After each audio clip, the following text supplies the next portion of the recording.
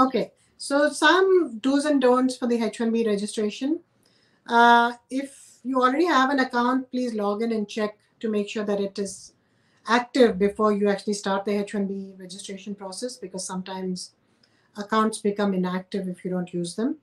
H1B CAP petitioner has to create their account before the attorney enters the registration information. That means if you don't have an account and the attorney enters the information for you, then they won't be able to sync it to your account if you do that at a later point. So you have to first register, create an account for yourself, and then the attorney has to prepare the application on their account, and then they'll be able to transfer the information.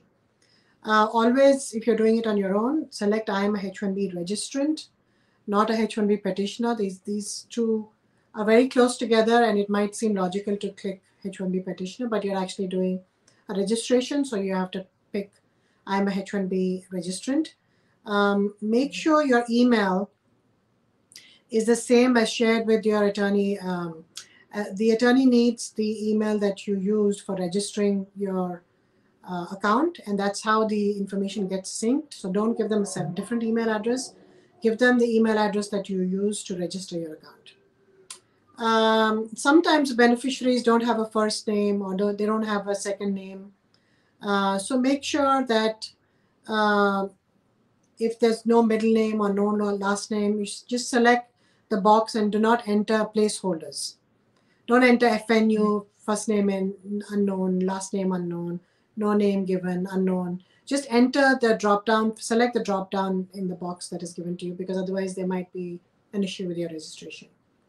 Another important point is, a lot of people ask if you need to file the labor condition application before doing a registration. No, absolutely not. That's not needed. They want, the whole idea of pre-registering is that you don't have to go through all the pains of doing the H1 and the process of doing the H1 if you don't get selected. So they're trying to save you some time and money. So you don't need to do the LC. That's part of the H1B process once you get selected.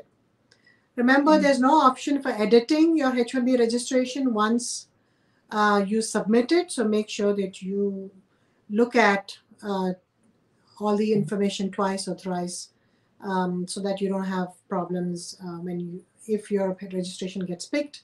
Sometimes your registration might get denied if you don't enter proper information, especially with reference to your payment information. When you enter your credit card number or your account number, make sure that you enter the correct information.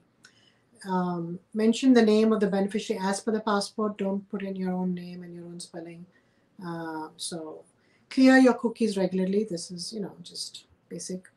And also, with reference to payment, I wanted to mention another thing, that make sure you check with your bank. If you're doing a lot of registrations, maybe the bank will not know the source sometimes of the payments and might reject the payments. So talk to your bank beforehand to make sure that they don't reject payments. Same with your credit card company, because if, for example, if you do the registration and then USCIS sometimes will notify you of the rejection only after the registration period is over, and then you'll be stuck with not being able to file any petitions this year, because USCIS does not immediately notify you if the payment doesn't go through.